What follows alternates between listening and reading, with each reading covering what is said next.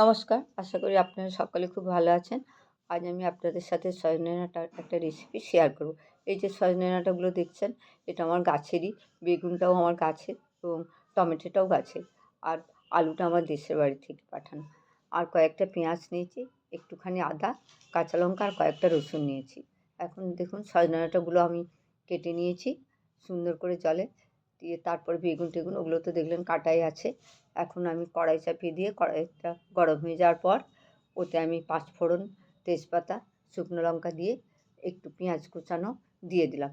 দিয়ে পেঁয়াজ কুচানোটা একটু নেড়ে নেড়ে ব্রাউন হওয়ার পর্যন্ত অপেক্ষা করলাম। তারপর প্রথমে আমি এতে আলুটা দিয়ে দিলাম, কারণ আলুটা আগে দিয়ে দিলে আলুটা সেদ্ধ হতে সময় লাগে, ওই জন্য আলুটা আগে দিয়ে দিলাম। আলুটাতে স্বাদ মতো লবণ এবং হাফ চামচ মতো হলুদ দিয়ে ভালো করে ভেজে নিয়ে একটুখানির জন্য ঢাকা দিয়ে দিলাম। ঢাকা দিয়ে 5 মিনিট মতো রাখার পর এতে আমি ঢাকাটা খুলে দেখলাম আলুটা প্রায় 50% মতো সেদ্ধ হয়ে গেছে।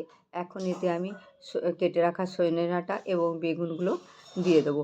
সজনে ডাঁটা এবং বেগুনগুলো এর সাথে মিশিয়ে আবার ভালো করে নেড়েচেড়ে নিয়ে মনে হচ্ছে আর একটু পরিমাণ লবণ দিতে হবে, সেটা আবার দিয়ে ভালো করে নেড়েচেড়ে নিয়ে এটা আবার মিনিট 3-4 মতো আমি ঢাকা দিয়ে দেবো। এই সজনে ডাঁটা প্রায় সকলেরই পরিচিত এবং সকলেই এই ডাঁটাটা রান্না করতে জানেন।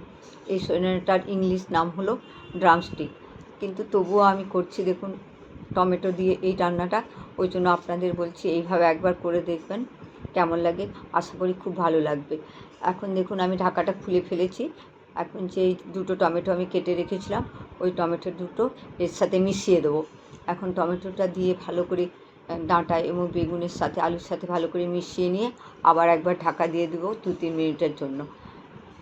আমার মনে হচ্ছিলো লবণ মনে হয় একটু কম হয়েছে, সেই জন্য আবার একটুখানি লবণ দিয়ে দিলাম, দিয়ে আবার ভালো করে নেড়েচেড়ে এটা ঢাকা দিয়ে দেবো। এই সজনে ডাঁটার উপকারিতা শেষ নেই। এই ডাঁটা চচ্চড়ি হয়, শুক্তো তো ডাঁটা না দিলে হয়ই না। এখন দেখুন আমি ঢাকাটা খুলে ফেলেছি, টমেটোটাও প্রায় এর সাথে মিশে এসছে, আলু আমার সেদ্ধ হয়ে গেছে।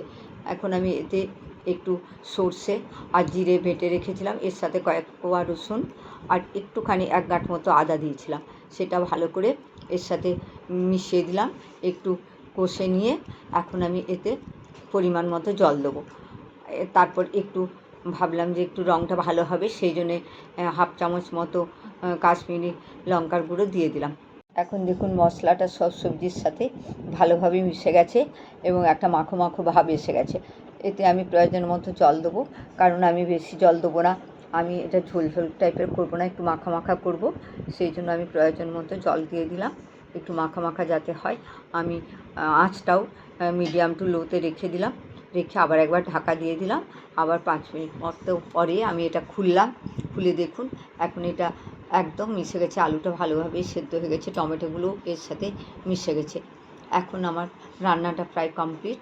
আমি এবার নামিয়ে নেবো। এতে একটু ভাজা মশলা গুঁড়ো ছড়িয়ে আমি নামিয়ে রেখে দেবো, তাহলেই আমার সজনে ডাঁটার তরকারি কমপ্লিট। সজনে ডাঁটা আয়রন, ক্যালসিয়াম এবং ফসফরাস ফাইবারে ভর্তি। এই সজনে ডাঁটা যাদের ব্লাড প্রেশার হয় তাদেরও খুব উপকারে লাগে, ডায়াবেটিস পেশেন্টদেরও উপকারে লাগে, এর অনেক গুণ। কিন্তু এটা যেটাই উপকারে লাগুক সেটা কিন্তু বেশি পরিমাণে খাওয়া উচিত নয়, তাই পরিমাণ মতো এবং যতটা প্রয়োজন ততটাই খাওয়া দরকার। যাই হোক, আপনারা একবার করে দেখবেন এইভাবে, কেমন হলো আমাকে কমেন্ট করে জানাবেন। ভালো থাকবেন, সুস্থ থাকবেন, পাশে থাকবেন। প্লিজ লাইক, শেয়ার, কমেন্ট এবং সাবস্ক্রাইব করবেন। দেখা হবে পরের একটি ব্লগে।